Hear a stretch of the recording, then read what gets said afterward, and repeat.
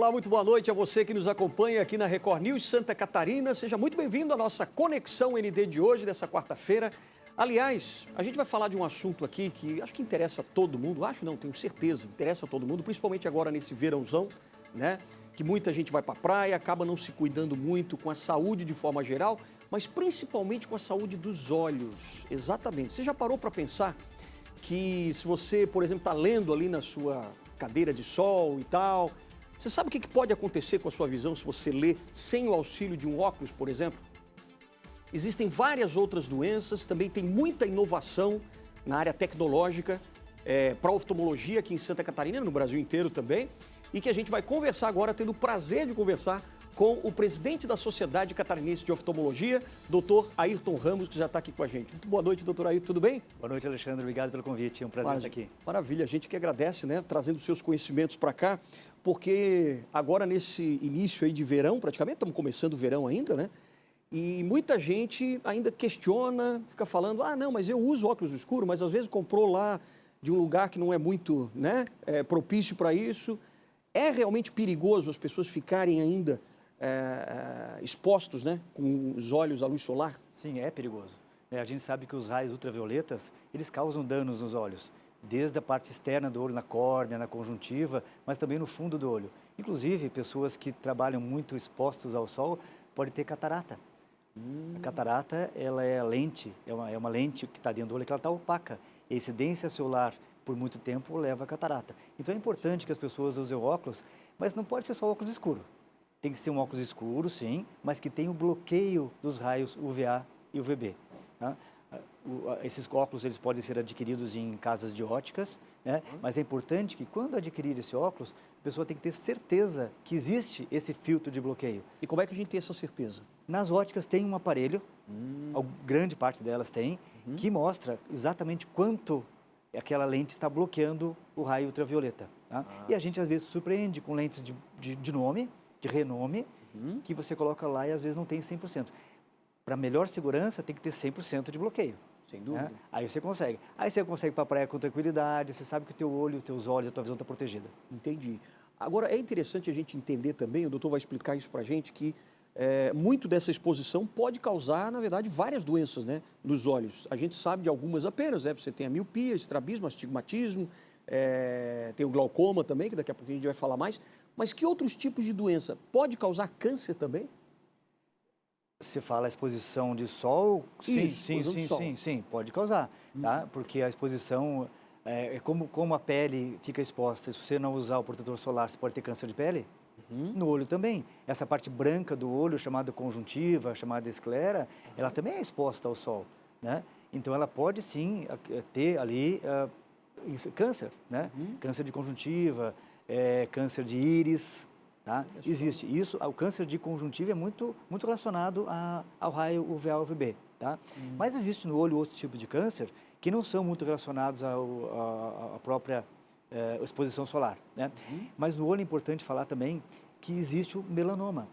O melanoma de pele, que é muito relacionado à exposição solar, também existe no olho, tá? A gente não sabe exatamente se o melanoma ocular, intraocular, dentro do olho, se de fato tem alguma influência do sol disso. A gente sabe que existe uma alteração genética que acontece no corpo da pessoa que predispõe a pessoa a ter esse tipo de câncer, né? Mas a exposição solar como um todo, ela é importante. A gente não pode expor, ainda mais no período de 10 da manhã a 3 da tarde. Sim. Né? E é comum as pessoas terem realmente câncer nos olhos?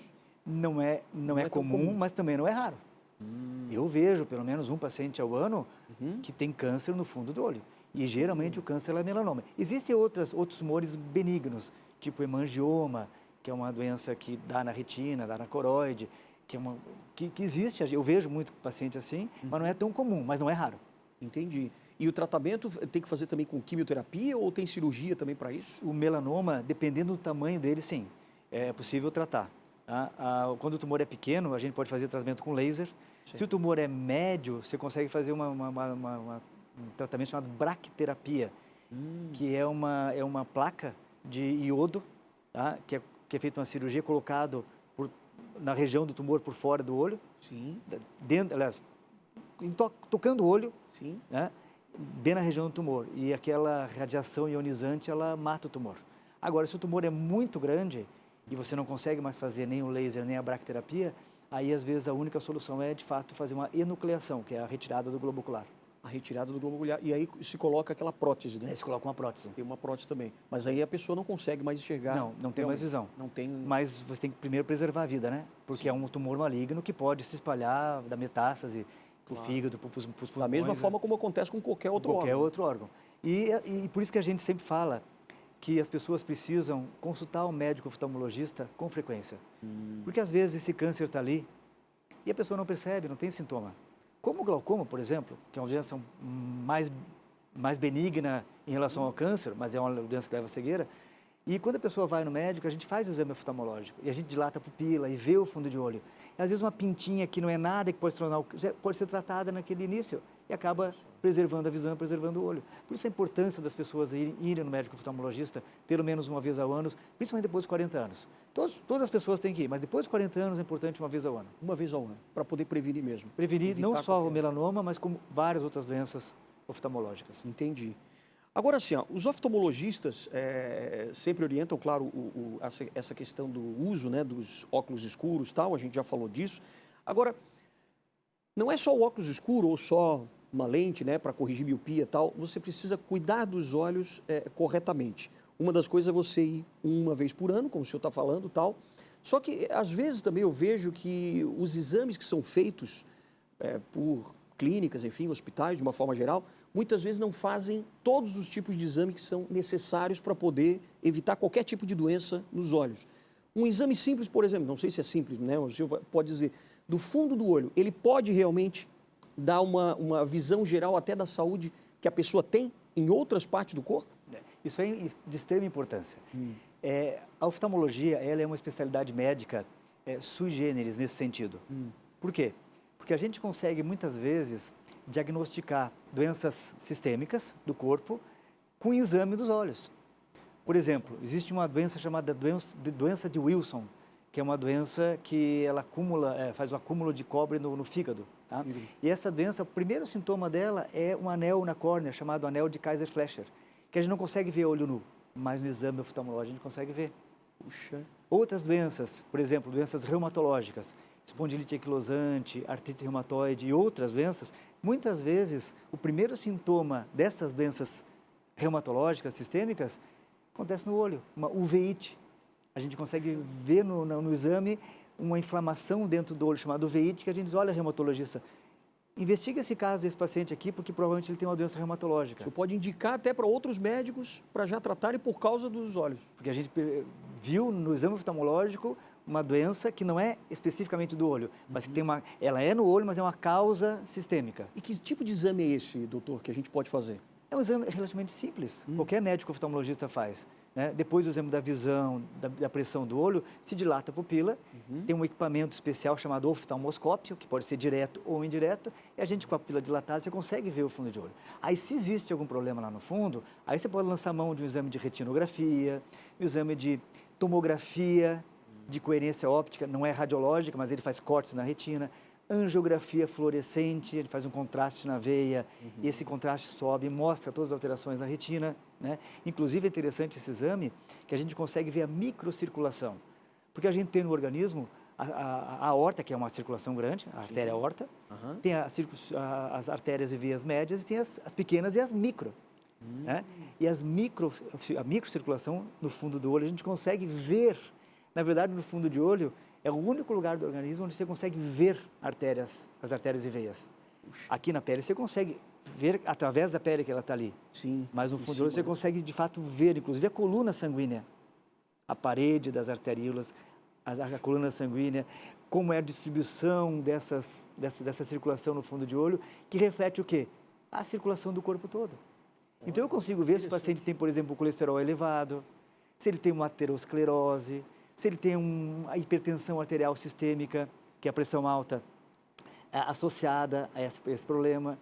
Problema cardíaco, por exemplo, você consegue também? Associado à hipertensão arterial sistêmica, sim. Olha só. Tá? É claro, se ele tem uma arritmia, que não causa problema na microcirculação, aí o cardiologista tem que ver. Sim. Mas a gente consegue dar dicas, inclusive para o cardiologista, se aquele paciente está bem controlado ou não da hipertensão sistêmica, da pressão alta que ele tem. Por um exame de fundo do olho. Exame do fundo de olho. Puxa. Mais uma vez, por isso que as pessoas precisam ir no médico oftalmologista, porque na oftalmologia consegue esse tipo de avaliação, né? E consegue orientar, inclusive, os outros colegas a estarem mais atentos na própria doença que ele está tratando. Claro, revela outros tipos de doenças que a gente até às vezes nem imagina, né? Você vê, na parte de neurologia, tá? Neurologia também. Existem doenças desmielinizantes, que causam alteração ao longo prazo. Mas, às vezes, o primeiro sintoma é uma ptose palpebral, a pálpebra cai. E a pessoa vem aonde? Vai no médico oftalmologista. Aí você verifica e vê que aquilo não é uma doença oftalmológica, e sim uma doença que tem um cunho sistêmico neurológico, né? Neurite óptica, inflamação do nervo óptico, que a gente consegue verificar. A pessoa está em casa, perde a visão. Onde é que ela vai? No médico oftalmologista. Aí você verifica que aquela neurite óptica que ele tem aconteceu no olho, alterou a visão, mas a causa não é no olho, a causa é neurológica. Puxa, olha que interessante, hein? Não sabia disso, realmente. Muito bacana a gente entender um pouco mais disso, né? Legal. Aliás, a cegueira, a gente fala muito da cegueira, até pouco tempo atrás fui visitar aqui a associação, né? E aí a gente vê que eles têm vários equipamentos já tecnológicos para poder auxiliar os cegos a poder fazer leitura em braille, até mesmo no computador, agora na tela do computador, quer dizer, tem muita tecnologia para isso. Mas existe também tecnologia para tentar evitar um pouco a cegueira, porque a cegueira é evitável, né? Ou na maior parte dos casos, pelo menos? Na maior parte dos casos. A gente tem uma estatística no Brasil de que 80% das cegueiras dos pacientes que estão cegos, aquela cegueira poderia ter sido evitada se ele tivesse feito um simples exame oftalmológico. Tá? Imagine, de 100% de pessoas cegas, 80% poderia não estar cegas se tivesse feito o exame oftalmológico simples, básico, com um médico oftalmologista. Mas a gente sabe das dificuldades do acesso das pessoas ao sistema de saúde, né? A gente sabe que as pessoas às vezes procuram outros caminhos mais em conta financeiramente para tentar, por exemplo, uma consulta com um não médico, uma pessoa que não tem uma formação médica, que possa estar avaliando. Porque para eu fazer o diagnóstico de uma neurite óptica, que a gente falou agora há pouco, eu tenho que ter o conhecimento médico que aquilo pode ser um problema neurológico. Quando você não tem o conhecimento médico e você só tem o conhecimento de simplesmente prescrever a lente de grau, e o paciente tem um desconhecimento de que aquilo pode, inclusive, causar danos à saúde dele, né? Esse é um caminho que pode também aquele paciente ser levado a ter uma cegueira. Tá? Porque é importante o conhecimento médico.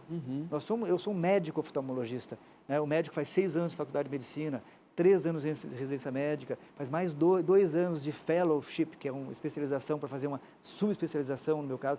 Eu ainda fiz mestrado, fiz doutorado, então eu fui um pouco mais além. Mas aí tem uma de 10 a 14 anos de formação para você receitar um óculos. Você diz, poxa, você fez 14 anos de formação para poder receitar óculos? A minha formação não é receitar óculos. Receitar óculos faz parte do meu exame. É apenas a ponta lá, né? Sim, eu preciso ter o conhecimento médico para fazer um diagnóstico, para saber o que é hipertensão arterial sistêmica, saber o que a hipertensão arterial sistêmica causa no organismo, para fazer o diagnóstico de uma neurite óptica, de uma uveíte, saber que doenças reumatológicas influenciam nos olhos, né? Por isso que a gente sempre pede para as pessoas, olha, vai no médico oftalmologista. O óculos, é importante você ter receita do óculos, mas não é o mais importante, porque a sensação que tem é quando você tem um óculos, está tudo resolvido, né? Tem aumentado muito, doutor, o número de pessoas que vão se consultando com não médicos, né? Aqui em Santa Catarina, por exemplo, também. Infelizmente tem, porque existe esse caminho mais fácil. Às vezes a pessoa vai numa ótica, querendo, olha, eu queria um óculos. A casa de ótica não pode receitar o óculos, mas às vezes tem um não médico ao lado que dá a receita do óculos, e às vezes faz venda casada, quer dizer, olha, você vai ali e consulta no optometrista e ele vai dar uma receita, você vem aqui tem desconto no óculos. Então, esse tipo de relacionamento não muito ético e não muito legal, inclusive. Sim, é mais fácil, tá? né? Leva a pessoa a erro, e o erro muitas vezes é a cegueira. Tá? Eu, como médico, eu não tenho interesse no meu consultório de receitar o óculos, e não tenho interesse de indicar uma ótica, e não tenho interesse de ganhar dinheiro em cima com óculos. Eu sou médico, meu interesse é a saúde das pessoas. Claro. Né? E dentro do meu exame oftalmológico, sim, eu vou avaliar se tem miopia, hipermetropia, astigmatismo ou presbiopia, e vou receitar o óculos se a pessoa precisar. Mas muitas doenças, como uma retinopatia diabética, um glaucoma, tá?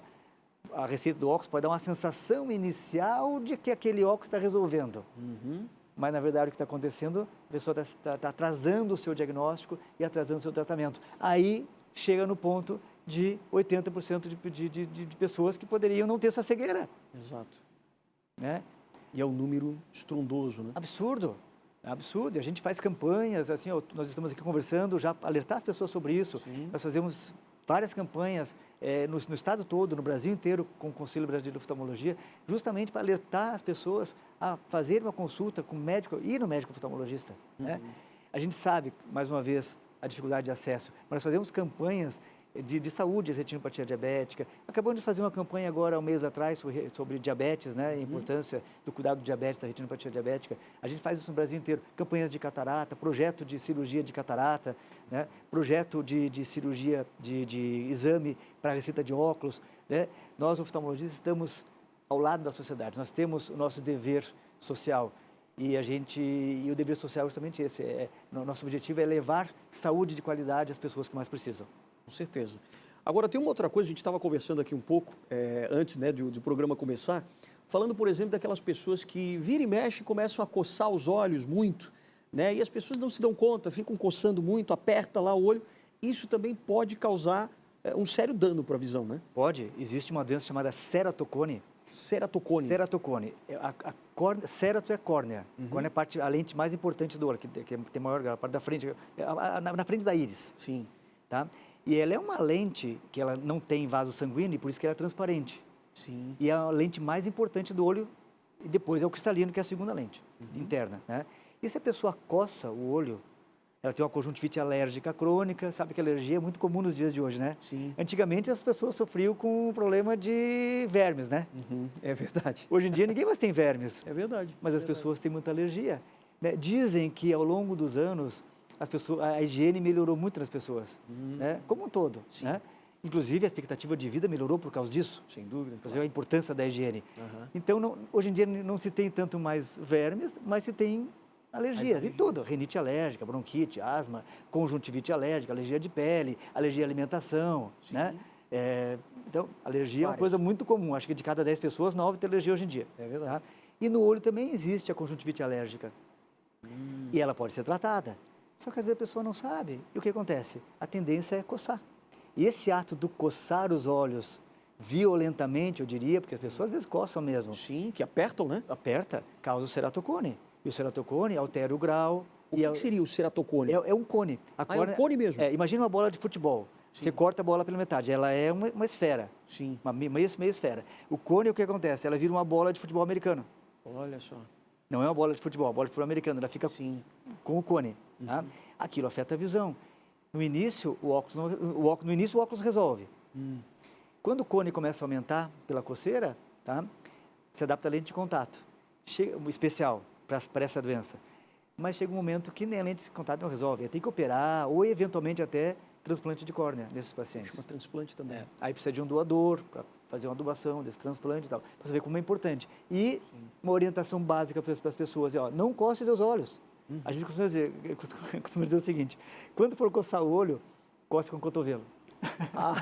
Aí ninguém consegue coçar. Eu acho que isso não vai dar certo. Mas assim, vale pelo menos só pelos lados, não, assim, não apertar. Sim, não. O que não pode é coçar veementemente. Agora, claro, tocar no olho, só ao redor dar do aquela... olho. Aí tudo bem. Entendi. Mas o importante é assim, tem coceira no olho, tem algum problema, vai no médico oftalmologista. Né? Faz o diagnóstico. Tem uma conjuntivite alérgica, trata a conjuntivite alérgica. Tem um distúrbio de lubrificação, tá? Trata o distúrbio de lubrificação. Hoje em dia a gente tem equipamentos, inclusive um equipamento novo, depois da tecnologia a gente pode falar sobre isso, que a gente consegue mapear as glândulas que existem na base dos cílios. Olha só. Que tem pessoas que perdem os cílios com muita frequência.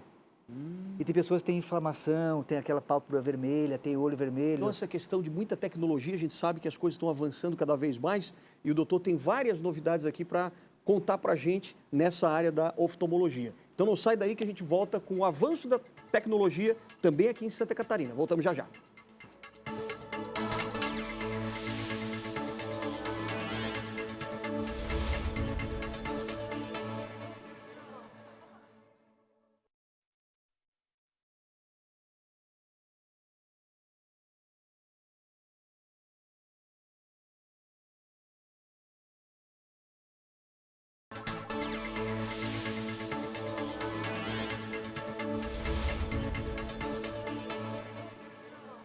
Hoje o nosso Conexão ND está tratando sobre os nossos olhos, a saúde dos olhos, né? E a gente precisa realmente ficar atento aí a vários sintomas, a coceira, por exemplo, como o nosso doutor Ayrton Ramos já estava alertando a gente agora no primeiro bloco, né, doutor Ayrton? Ele que é presidente da Sociedade Catarinense de Oftalmologia. Já falamos um pouquinho sobre a cegueira, falamos um pouquinho sobre os raios solares que afetam também, podem até causar câncer, né?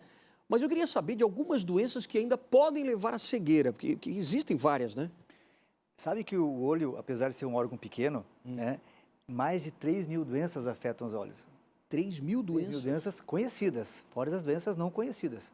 Que à medida que a tecnologia avança, a gente vai descobrindo outras doenças, né? Uhum. Mas eu acho que a gente podia abordar rapidamente 4 principais. Primeiro é o glaucoma. Ah, O glaucoma é uma doença que era insidiosa, ela não dá sintomas, ela cursa com aumento da pressão ocular. E muitas vezes, quando a pessoa vai no oftalmologista, a doença já está estabelecida, já está avançada e muitas vezes não tem o que fazer. Tá? Então, primeiro é glaucoma. Segundo, catarata. Catarata também, ainda, por incrível que pareça, é uma das maiores causas de cegueira no mundo. Tá?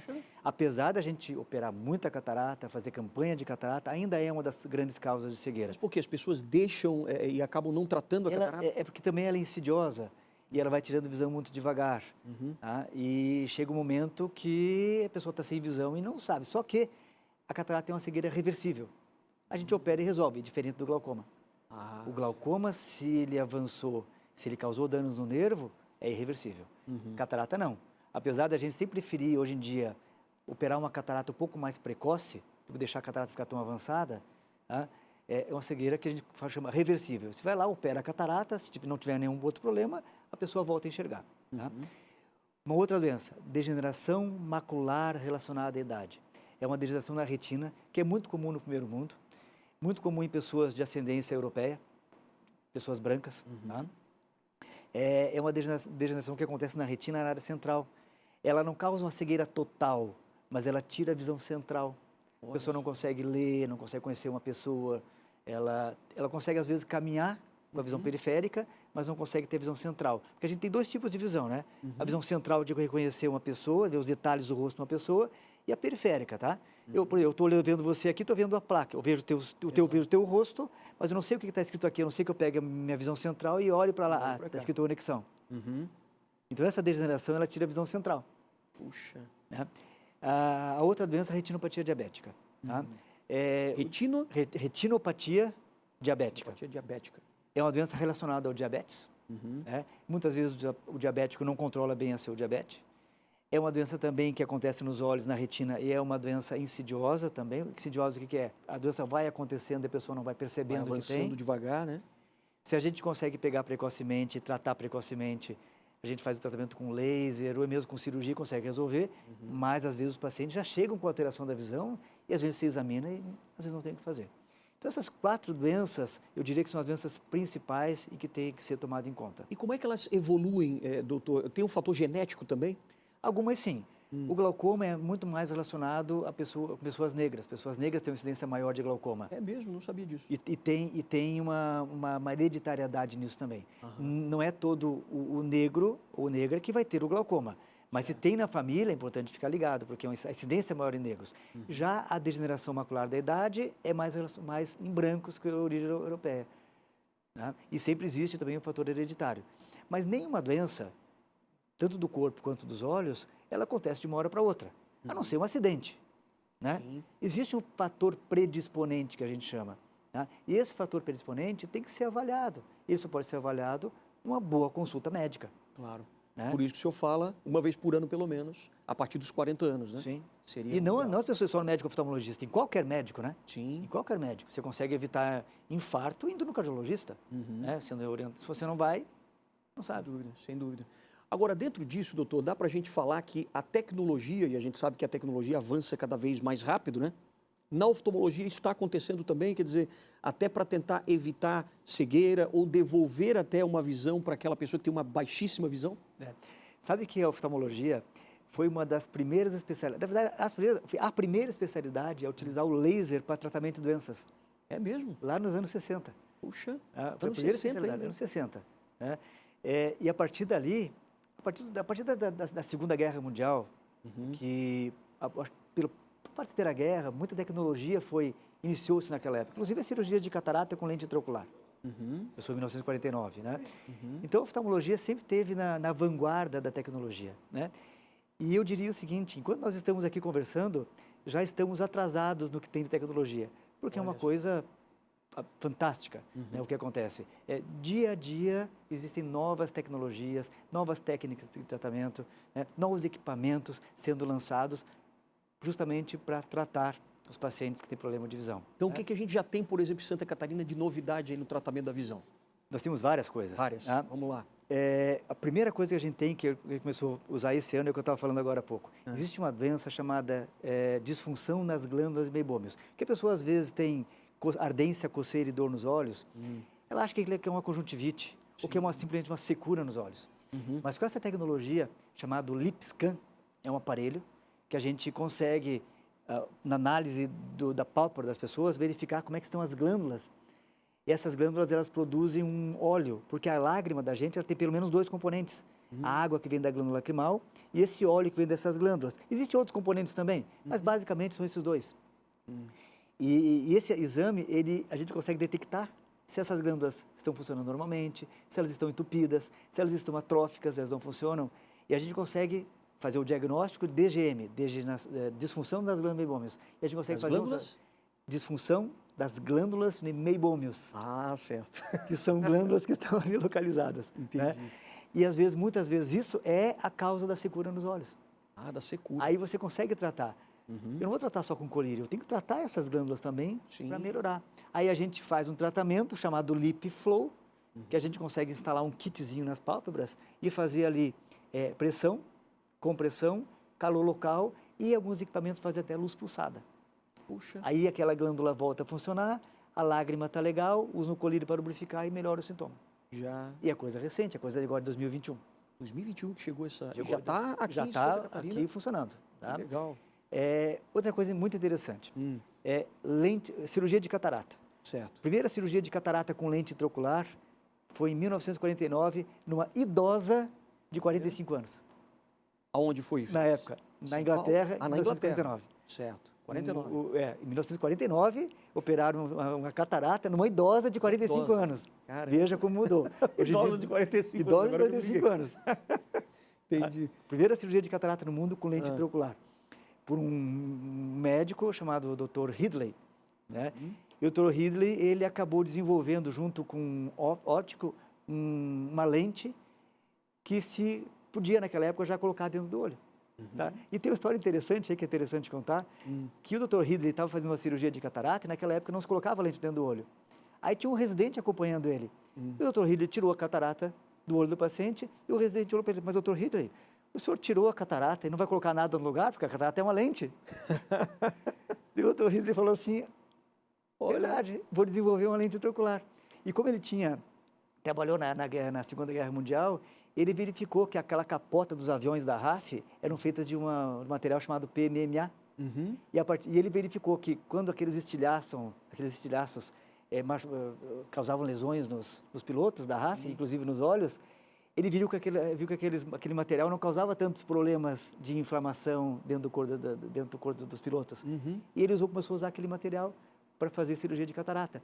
E eu peguei esse gancho para falar sobre as novas lentes hoje em dia. Que já existem agora também. Desde 1949, foi evoluindo ao longo dos anos e hoje nós temos lentes que a gente utiliza em pacientes com catarata, que a gente consegue fazer com que as pessoas enxerguem longe e perto sem óculos. Opa! São lentes intraoculares dentro do olho, multifocais. Multifocais, isso é uma revolução. É uma revolução. Não é todo paciente que tem o olho propício para você colocar uma lente dessa. Né? Existem indicações, é indicação médica, mas pessoas que têm essa indicação, você pode fazer uma cirurgia de catarata, que demora 12 a 15 minutos, eventualmente 20 minutos, você tira a catarata com uma técnica especial, com um laser especial chamado femtosecond, que também é uma nova tecnologia, tá? E se implanta essa lente e permite que a pessoa tenha visão longe e perto. Puxa, mas não é aquela pessoa que tem, por exemplo, o olho cansado, a vista cansada, que a gente chama? Isso é presbiopia. Isso. Tá? Quando a pessoa tem hipermetropia associada à presbiopia, esse é o paciente ideal para esse tipo de cirurgia. Olha tá? só. Quando a pessoa tem miopia com presbiopia, mas ela preserva a boa visão para perto, não é uma indicação formal. Tá? Mas se a pessoa tem catarata, tem hipermetropia, tem presbiopia, é um paciente ideal para uma lente multifocal. Tá? E ela consegue enxergar longe e perto sem óculos. Ela volta a ter a visão dos 30 anos.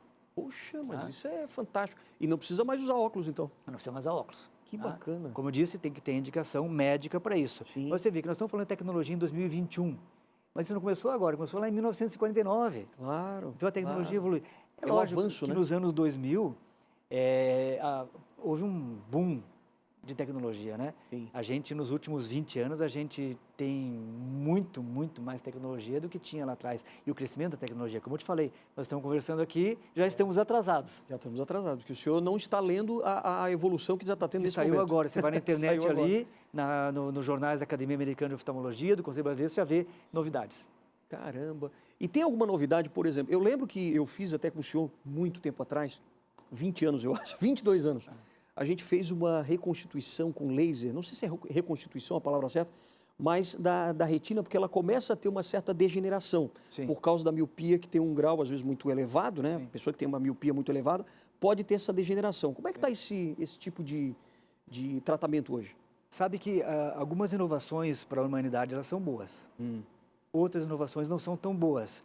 E às vezes a gente tem uma novidade, que às vezes não é muito bem testada, e a gente prefere lançar mão de um tratamento que está consolidado para fazer um melhor tratamento. Porque, como eu te falei há pouco, o meu objetivo como médico é a saúde dos pacientes, é levar saúde de qualidade para as pessoas. Sim. Todo médico oftalmologista e todo médico pensa nisso.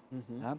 Então, nesse caso específico, a gente consegue evitar o tal do descolamento de retina. Ah, certo. Que é Tá? perigoso, porque pode causar cegueira. O descolamento de retina, sim, É a cegueira. ele é muito mais comum em míopes.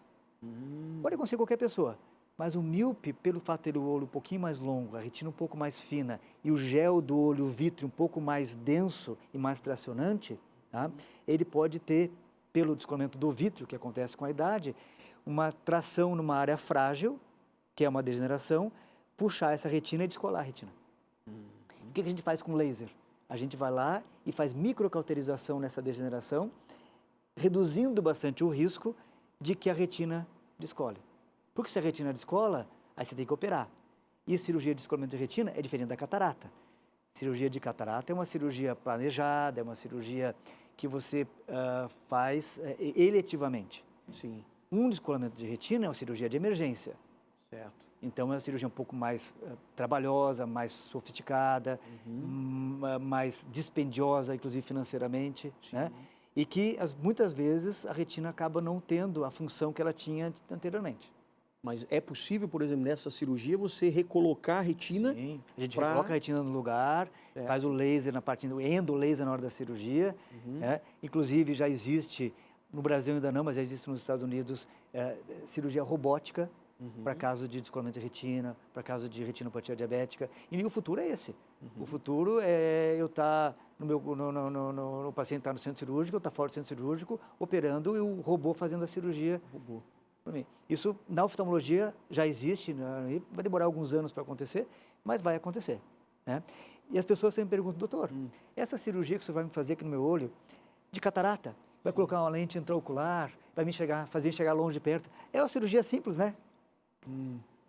Para ele é uma cirurgia simples, mas o tanto de tecnologia, o tanto de pessoas que passaram por essa cirurgia, o tanto de investimento que houve nos últimos 50 anos para a gente chegar e poder fazer uma cirurgia em 12 minutos, sem sutura, e a pessoa poder enxergar longe e perto sem óculos.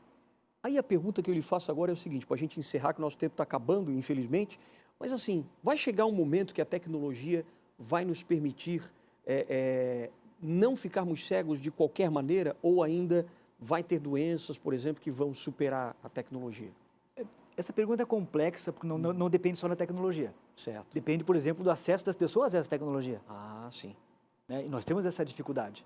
A tecnologia está aí para ser utilizada, Claro. mas a gente, na nossa clínica, inclusive nós estamos agora, fizemos investimentos, temos uma clínica e agora estamos construindo um hospital para que fiquem lá consultas, exames, cirurgias na mesma... O hospital é que vai agregar todos os tipos de tratamentos e Sim, cirurgias. chama Hospital Vista. Certo. Medicina dos Olhos. Vai ser um dos maiores hospitais de Santa Catarina. Puxa, está sendo construído aonde? Aqui no centro de Florianópolis. Centro mesmo.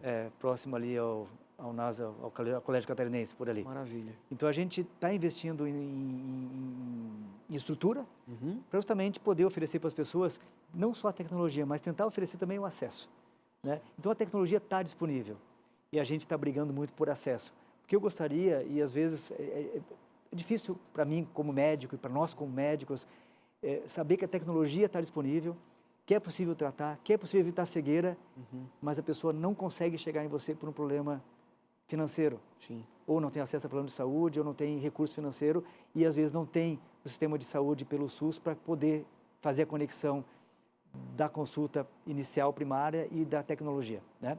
Mas não pode deixar de investir em tecnologia. Sim. Ela está aí para ajudar. Ela está aí para ajudar a vida das pessoas. Respondendo a tua pergunta em relação a se vai chegar um dia que as pessoas não vão ter mais cegueira. Eu acho que sim. Eu acho que sim. Hoje, com a inteligência artificial, vai chegar um dia que o próprio computador vai fazer um diagnóstico e vai dizer para o médico o que o paciente tem e o que ele tem que fazer. Eu acho que o médico nunca vai ficar de fora do processo, porque o relacionamento médico-paciente é de mais importante, né? Mas vai chegar um dia assim, talvez a nossa geração não pegue, mas talvez a geração dos nossos filhos, nossos netos, pegue essa tecnologia de fato, poder ficar livre de doenças, não doenças oftalmológicas, mas outros tipos de doenças também. Claro. Mas nós temos que começar a fazer o nosso trabalho de casa, né? Sim. E nós temos que pedir para as autoridades para que eles melhorem o acesso da população. Com né? certeza. Que Isso é façam com que as pessoas fundamental, né? tenham acesso, é fundamental. Com né? certeza. Por isso, se a gente demorar, a tecnologia está aqui. Se você demora 10 anos para ter a tecnologia que faça o diagnóstico, mas a pessoa não tem acesso, não serviu de nada. Exatamente. Né? Nós temos que pensar nessas pessoas. As pessoas têm até essa dificuldade de ter o acesso ao sistema de saúde. Dr. Ayrton Ramos, oftalmologista, presidente da Sociedade Catarinense de Oftalmologia, muitíssimo obrigado. Ótimo ano novo, 2022 está aí. Obrigado pela sua participação. E até janeiro. Janeiro eu vou ter que me consultar com o senhor para fazer o check-up. É um prazer. Valeu, obrigado. Ótima noite para você. Ótima noite para você. Um feliz ano novo também a todos. E até a próxima.